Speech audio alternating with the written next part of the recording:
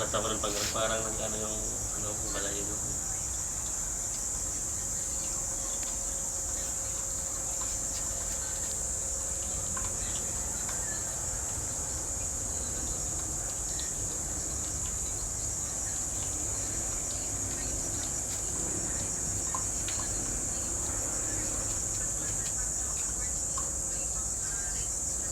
Nung dinadasalan kita, may nararamdaman ka. Parang yung hindi ano, yung balahibo ka. Parang ngayon. Umangat yung balahibo mo. Parang natatanggal yung ano niya. Parang may maalis sa katawan mo. Gano'n yan. Pagka ano, nararamdaman kasi nila yan eh. Kahit ako ngayon eh.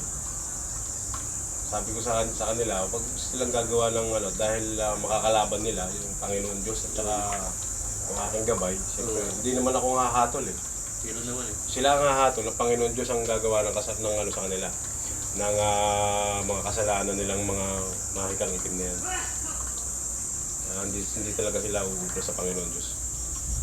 Ayan guys, ito yung aking gagamutin ngayon. So, mawawala yan. Kaya lahat ng mga masasamang espiritu dyan, huwag nyo na siyang gambalain.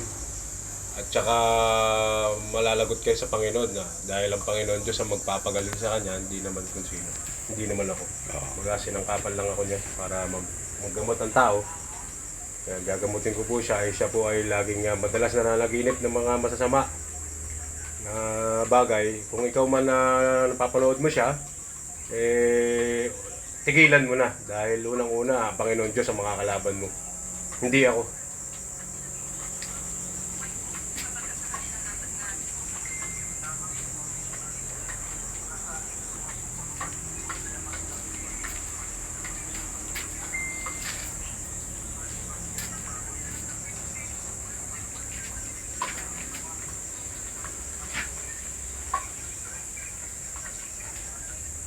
Yung dinadasalan kita, medyo gumaganda yung pakiramdam mo. Kapalis.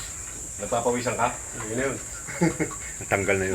Tatanggalin na yung ano, ganyan kasi nung ginamot ko rin si ano eh. Parang kinukuryente yung isa naman, ganun din. Parang may nawawala sa bad spirit sa kanya. Ganun yun.